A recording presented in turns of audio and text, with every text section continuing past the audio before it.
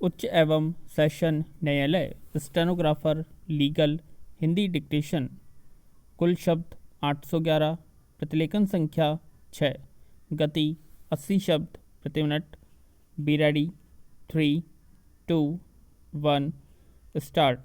मामले के लंबन के दौरान भरण पोषण और मुकदमेदारी के खर्चों के संबंध में संदाय के लिए किए गए आदेश में खाना और यात्रा खर्चे सम्मिलित हैं और यह आदेश निचले न्यायालय द्वारा मामले के तथ्यों और परिस्थितियों को ध्यान में रखते हुए और विवेक का सम्यक और ऋजु प्रयोग करते हुए पारित किया गया है। विराम।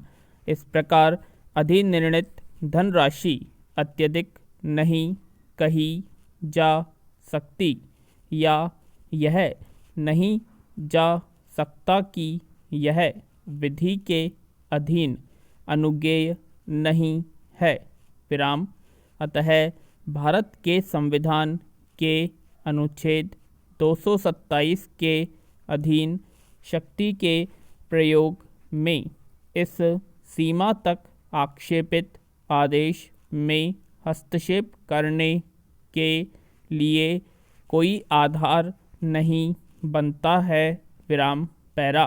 विचार के लिए यह प्रश्न शेष रह जाता है कि क्या निचले न्यायालय ने रिट याची द्वारा यह अभिकथन करते हुए कि उसकी पत्नी उक्त व्यक्ति के साथ जार कर्म में रह रही है, फाइल किए गए विवाह विच्छेद के लिए आवेदन में सह प्रत्यर्थी के रूप में तरुण नामक व्यक्ति को पक्षकार बनाने के लिए निर्देश करने में अधिकारिता रहित या अवैध रूप से कार्य किया है।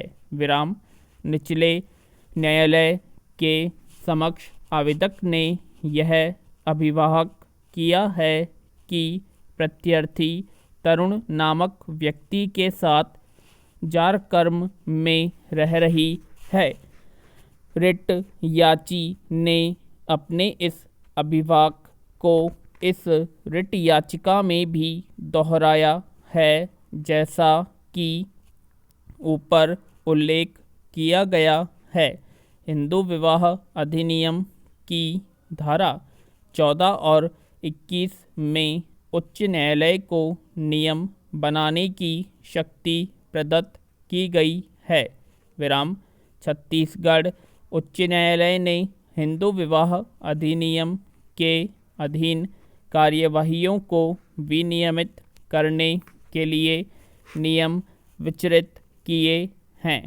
हिंदू विवाह अधिनियम के अधीन नियमों के समूह में उच्च न्यायालय छत्तीसगढ़ नियम 2007 का नियम 336 भी सम्मिलित है। विराम। यदि विवाह विच्छेद के लिए अर्जी जार कर्म के आधार पर फाइल गई है तो ऐसे सभी व्यक्तियों के जिन्होंने ऐसे कार्य किए हैं नाम और पतों का अर्जी में उल्लेख किया जाना चाहिए। विराम। अतः लागू कानूनी नियम स्वतः अभिकथित जार कर्म कर्ता को हिंदू विवाह अधिनियम के अधीन विवाह विच्छेद की कार्यवाहियों में और छत्तीसगढ़ राज्य के किसी न्यायालय में की कार्यवाही में सह प्रत्यर्थी के रूप में पक्षकार बनाने के लिए उपबंध करते हैं। पैरा। यदि विवाह विच्छेद अधिनियम 1869 के उपबंधों का परिशीलन किया जाए तो अधिनियम की धारा 11 विशेष रूप से यह उपबंध करती है कि जार कर्म कर्ता को या जार कर्म में रहने वाली स्त्री को सह प्रत्यर्थी बनाया जाएगा जब तक कि आवेदक न्यायालय को ऐसा न करने के बारे में कोई समुचित कारण न बताए और उन परिस्थितियों से अवगत न कराए जिनका इस धारा में उल्लेख किया गया है। तथापि हिंदू विवाह अधिनियम इस बात के लिए आबद्धकारी नहीं बनता कि जारकर्म के आधार पर अभिकथित जारकर्मकर्ता को पक्षकार बनाया जाए। पैरा वहाँ क्या स्थिति होगी जहाँ नियम अभिकथित जारकर्मकर्ता को सह प्रत्यर्थी के रूप में पक्षकार बनाने की अपेक्षा नहीं करते। निचला न्यायालय जो कुटुंब न्यायालय है अन्य बातों के अतिरिक्त अधिनियम की धारा 10 से विनियमित होता है। इस धारा की 3 उपधाराएं हैं।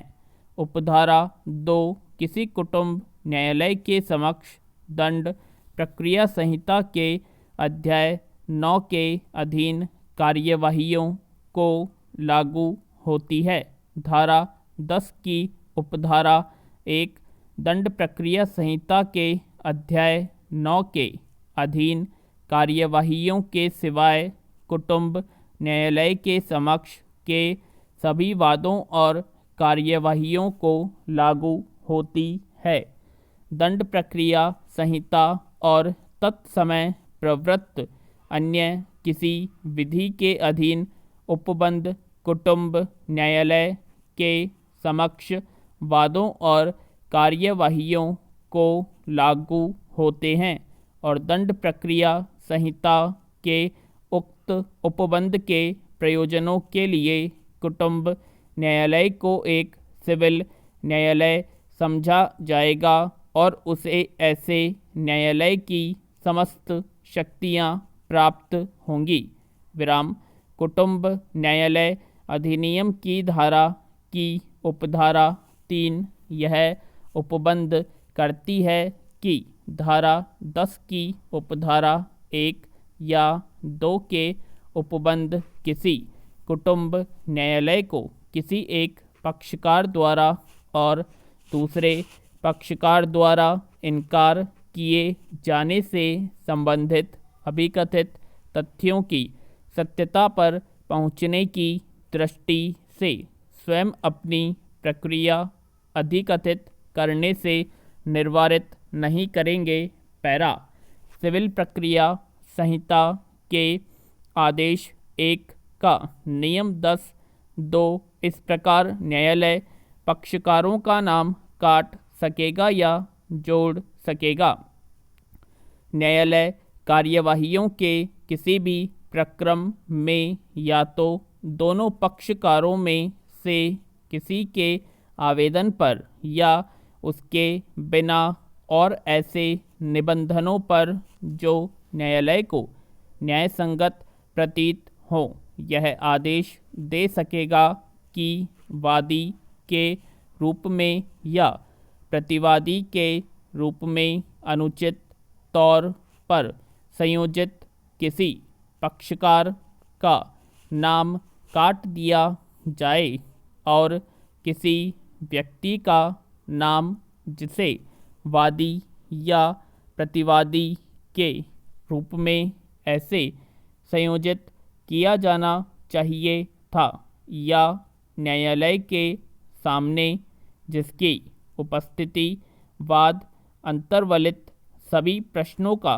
प्रभावी तौर पर और पूरी तरह न्याय निर्णयन और निपटारा करने के लिए न्यायालय को समर्थ बनाने की दृष्टि से आवश्यक हो जोड़ दिया जाए। विराम उच्चतम न्यायालय द्वारा अनिल कुमार सिंह बनाम शिवनाथ मिश्रा वाले मामले में यह अधिकथित किया गया है कि सिविल प्रक्रिया संहिता के आदेश 1 नियम 10(2) का उद्देश्य ऐसे सभी व्यक्तियों को अभिलेख पर लाना है जो विषय वस्तु से संबंधित विवाद के पक्षकार हैं। पूर्ण विराम।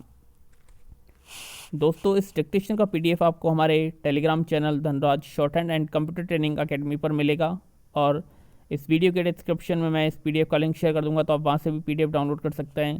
ज़्यादा से ज़्यादा वीडियो को लाइक करें, शेयर करें, कमेंट करें एंड चैनल को सब्सक्राइब करें। धन्यवाद।